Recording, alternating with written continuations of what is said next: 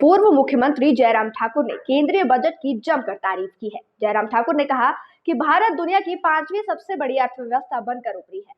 हर वर्ग के लिए इस बजट में कुछ ना कुछ दिया गया है। अमृतकाल का ये पहला बजट है जिसमें गांव, गरीब, दलित, शोषित, मध्यम वर्ग व जरूरतमंद के हितों का विशेष ध्यान रखा गया है। उन्होंने बजट को देश के नागरिकों को बड़े अवसर पर उपलब्ध करवाने के साथ विकास व रोजगार सृजन वाला करार दिया है। टैक्स स्लैब में किए गए परिवर्तन से देश की जनता को लाभ मिलेगा। और जयराम ठाकुर ने आगे इसमें कहा है कि नरेंद्र मोदी सरकार द्वारा पशुपालन, डेयरी और मत्स्य पालन पर ध्यान देने के साथ कृषि ऋण लक्ष्य को बढ़ाकर 20 लाख करोड़ रुपए किए जाने के निर्णय का हृदय से वो स्वागत करते हैं। और अगले 3 साल तक 1 करोड़ किसानों को नेचुरल फार्मिंग में मदद की जाएगी और इसके लिए 10,000 बायो इनपुट रिसर्च सेंटर्स बनाए जाएंगे, जो कि एक स्वागत योग्य कदम है। वर्ष 2023-24 का आम बजट ग्रीन ग्रोथ के लक्ष्य का आधार है। रेलवे के लिए 2,40,000 करोड़ रुपए का बजट दिया गया है, जो कांग्रेस की यूपीए सरकार के समय के 2013-14 के बजट से 9 गुना अधिक है। जयराम ठाकुर ने बताया कि इस बजट में पीएम आवास योजना का बजट बढ़कर 69,000 करोड़ रुपए कर दिया गया है। कोरोना संकट और यूक्रेन युद्ध के कारण उपजे वैश्विक संकट के बावजूद देश के बजट का आकार बढ़ाकर 45 लाख करोड़ रुपए करना भारत की तेजी से बढ़ती अर्थव्यवस्था को दर्शाता है।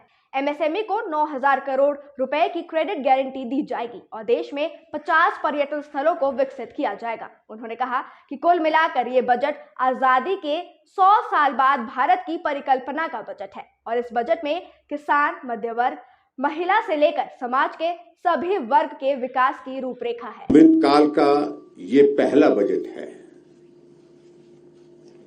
भारत की आजादी के 75 वर्ष पूर्ण होने पर ये पहला बजट जो है वो प्रस्तुत हुआ है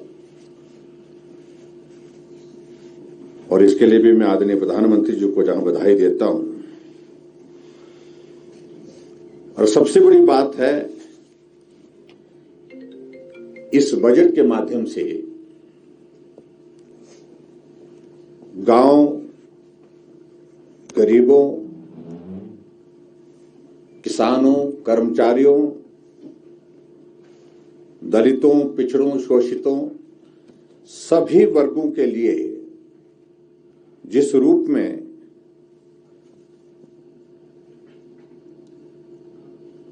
मदद के रास्ते तलाशे गए हैं, वो निश्चित रूप से मैं कह सकता हूं कि आने वाले समय में इन सभी वर्गों को आगे बढ़ने का रास्ता प्रशस्त करेंगे। इस बजट में एक चीज को लेकर के यह भी फोकस किया गया है कि ईज ऑफ लिविंग का रास्ता हम और आने वाले समय में किस प्रकार से मजबूत कर सकें।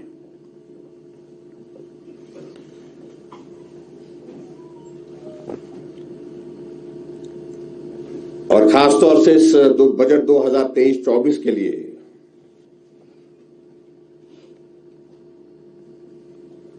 जो 3 मुख्य बिंदु हैं उसका मैं जिक्र करना चाहूंगा, जो एजेंडे के रूप में जिसको हम देखते हैं।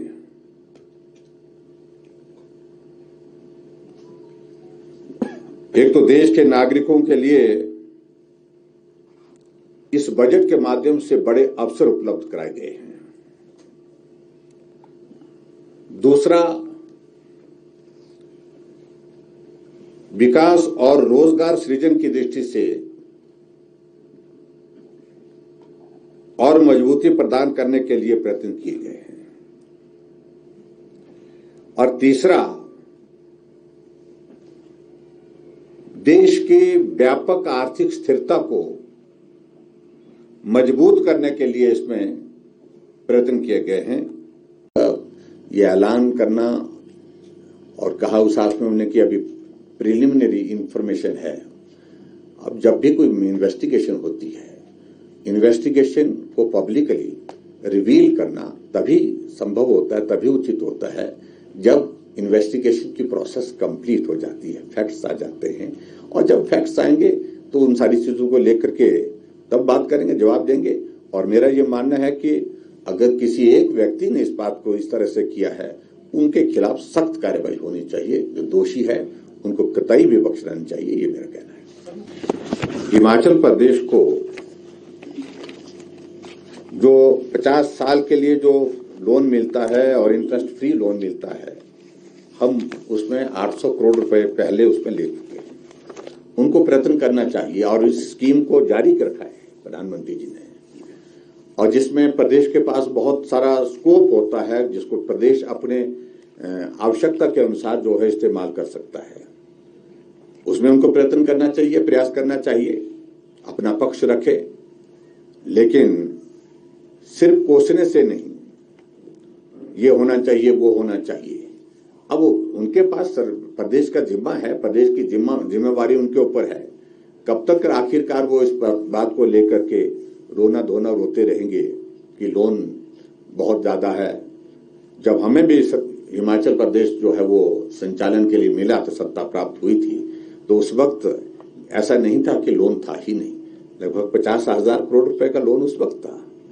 और मैं ये उनकी जानकारी के लिए बताना चाहता हूं, हमने कोविड के बावजूद भी जो 2013 से 2017 तक उनकी सरकार रही, जितना लोन उस वक्त लिया उससे कम लोन लिया इन 5 वर्षों में।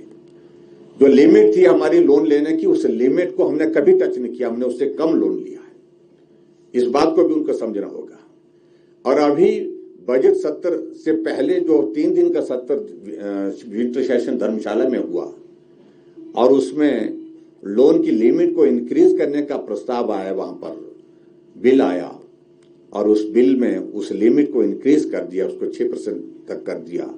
और उसके साथ साथ में ये भी उसमें कर दिया गया 150 करोड़ रुपए 1.5 महीने में ले चुके, 1500 करोड़ रुपए 1500 करोड़ रुपए, मतलब यानी कि 1500 करोड़ रुपए 1.5 महीने में ले चुके हैं। और जब तक ये 3 महीने का कार्यकाल इनका होगा, 2 महीने का कार्यकाल जो होगा, उसमें मतलब 1500 करोड़ रुपए और लेने की इनकी तैयारी, यानी कि 3000 करोड़ रुपए लेने की तैयारी इनकी है। तो इसलिए मुझे लगता है कि अब इनको इस सारी चीज को लेकर के ज्यादा बोलना नहीं चाहिए, अपनी परिस्थिति को समझना चाहिए और उस परिस्थिति में कैसे प्रदेश आगे बढ़ सकता है, डेवलपमेंट के काम किस प्रकार से हो सकते हैं, इन सारी चीजों के लिए अब जिम्मेवारी उनकी है। ये नहीं चल सकता है प्रदेश में कि आप संस्थानों को बंद कर दें, इंडस्ट्री में ताला, संस्थानों में ताला, हर जगह काम बंद, LOC बंद, सारी चीजें, टेंडर की प्रक्रिया को बंद कर दिया गया, सारी व्यवस्थाओं को, सारा डेवलपमेंट स्टेट का स्टैंड स्टिल पे आ गया है, हर जगह ताला। ये इस सरकार की एक बहुत बड़ी उपलब्धि है। इतने इस छोटे से इस कार्यकाल की मैं उतना ही कहना चाह रहा हूं कि प्रदेश को आगे बढ़ाने में काम करें, ये तालाबंदी बंद करें। बहुत बहुत धन्यवाद। Thank you. शिमला से नीरज डोगरा की रिपोर्ट।